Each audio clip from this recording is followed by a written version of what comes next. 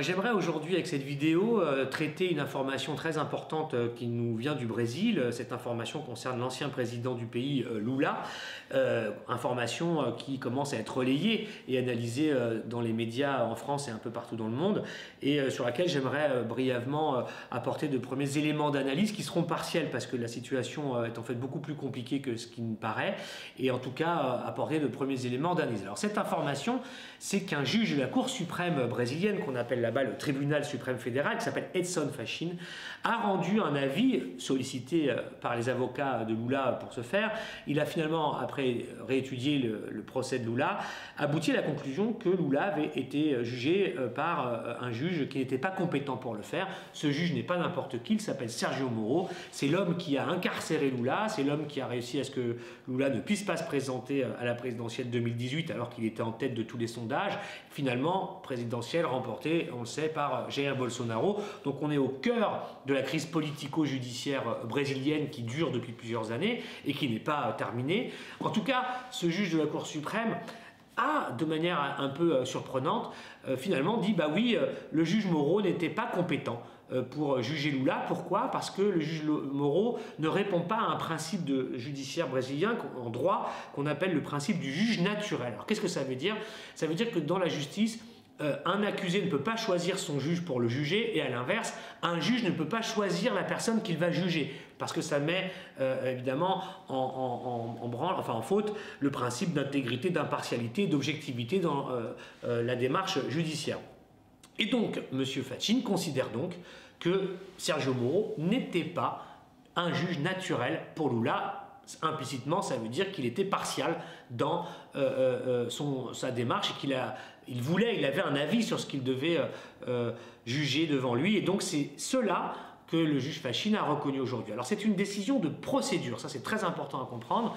Ce n'est pas une décision sur le fond. Ça ne veut pas dire que Lula est innocenté sur les fonds, le fond des dossiers qui le concernent.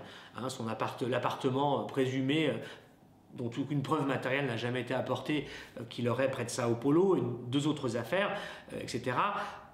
Le juge Moro l'avait, on s'en rappelle, condamné sans éléments matériels, établissant une quelconque culpabilité, et encore moins de lien entre Lula et l'affaire Lava Jato, et pourtant il a été condamné là-dessus sur la base de ce que le juge Moro avait appelé un doute raisonnable, doute personnel du juge sur la culpabilité de Lula. Donc c'était tout ça qui était au cœur de la controverse judiciaire.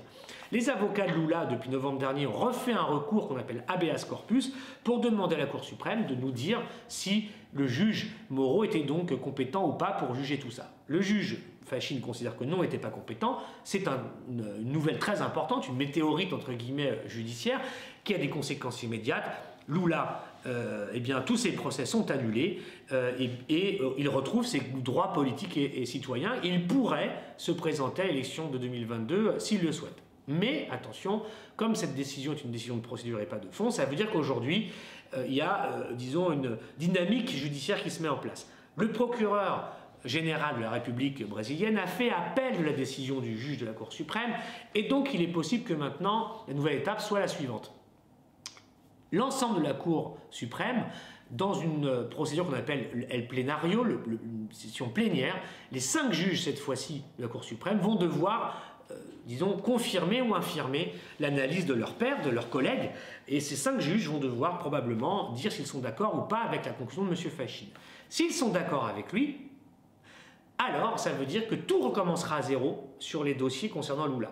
Il y aura un nouveau juge qui sera nommé et tous les dossiers seront repris à zéro pour refaire finalement l'enquête, le procès de Lula. Mais tout ceci va prendre un temps judiciaire qui permettrait donc à Lula, pendant ce temps-là, d'être libre et, sous le principe de la présomption d'innocence, de pouvoir, comme tout à chacun, exercer ses droits politiques et électifs et peut-être être candidat à la présidentielle. Ça, c'est un chemin possible. L'autre chemin, c'est que le recours du procureur général aboutisse à ce que les juges de la Cour suprême invalident finalement l'analyse de leurs collègues.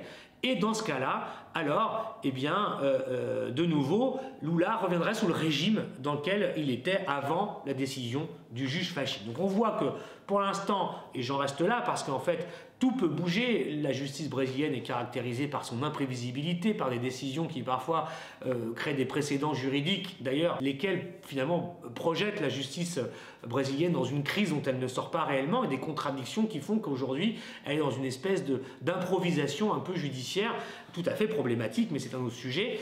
Et donc on ne sait pas ce qui va se passer en réalité, mais simplement pour dire que ce qui se passe aujourd'hui est très important, crée une nouvelle situation, mais le dossier Lula, son dossier judiciaire n'est pas terminé, et il y aura peut-être d'autres rebondissements. Parmi ces rebondissements, ce sera ma conclusion, le fait que les avocats de Lula ne se battent pas simplement pour l'innocence de leurs clients, ils se battent aussi pour sanctionner le juge Sergio Moro pour sa partialité dans l'affaire et le fait qu'il a emprisonné Lula, il l'a empêché d'être candidat en 2018, le sort du pays en aurait été changé.